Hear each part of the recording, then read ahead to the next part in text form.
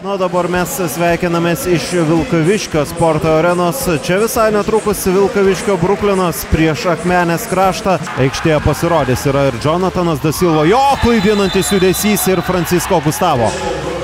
Geltono kortelė ir jam. Bruklinas nei vienos, tai dabar jau ir Bruklinas yra susirinkęs 3 pražangas, o Aristofanesas triumfuoja. Wellingtono Storesas atlieka perdamą ir Akmenės kraštas muša į vartį 1-0. Vilkaviškė.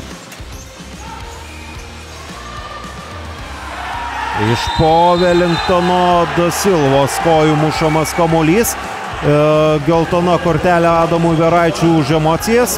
Vienerios sporto rungtynės. Tiesa, buvo žaidžiamas krepšinis. Pražanga. Ir dabar jų prisirinko jau per daug. Renanas pataiko į Sividžinį, šis iškart triumfuoja, bet iškart atsitraukia ir vėl stoja į gynybinę poziciją. Žaidimas tęsiamas, Daunoravičius. Renanas ir 1-1. Kaip džiaugiasi dabar Bruklino komandos žaidėjai. Nepavyko iškart pasižymėti Renanui, bet antroji situacija Daunoravičius. Geras sumanimas, išsaugotas kol kas kamuolys, dabar jis buvo prarastas, Manduras tiesa irgi kamuolį praranda ir Francisco Andersonas muša. Igoris Manduras nusivylęs dabar, suklupo jis ten toje situacijoje, prarado Donatą Morkį.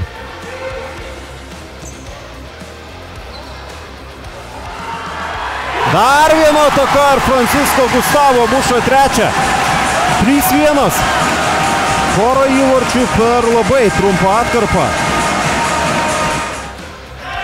Dabar gausesnėmis pajėgomis atakuoja Akmenės kraštas ir vos negauna 4 įvarčio. Bet įvarčio nėra ir dabar vėl Akmenės komanda atakuoja. Aristofanesas Murillo ir 2-3. Murillo jungiasi ir prie Aristofaneso ir prie kitų 6 komandos žaidėjų, kurie buvo pasižymėti. Gesinio perima kamuolį, Gesinio vienas pats, stumtelėjimas į nugarą ir Aristofanesas gauna geltoną kortelę ir kairę koją ir kokį įvartį pelno Renanas 4-2. Kaip brangiai kainuoja ta pražanga Aristofanesui, o Renanas pataikyta į Daunoravičių, bet čia buvo žaidimas ranka. Ir šaltakraujiškai Wellingtonas muša įvartį 3-4. Akmenės kraštas vėlgi. Griebėsi už galvos Aleksandras Danilenko, bet teisėjai labai greitai reagavo ir iškart parodė, jog buvo sužaista į kamuolį, o iškart po to krenta įvartis. Ir dabar jau Akmenės kraštas pilnų pajėgumų siunčia pretenzijas teisėjams.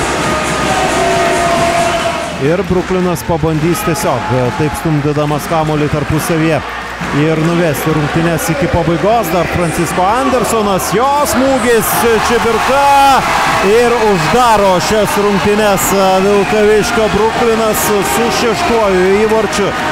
Akmenės kraštui tenka pripažinti varžovų pranašumą, o Vilkaviškio Bruklinas atsitęsė po nesėkmės namuose. Sveikinimai su pergalė. Pirmajame kėlinyje teko ir vytis varžovus, pavyko išlyginti rezultatą, kas padėjo antrajame kėlinyje galiausiai palaužti viską į savo pusę.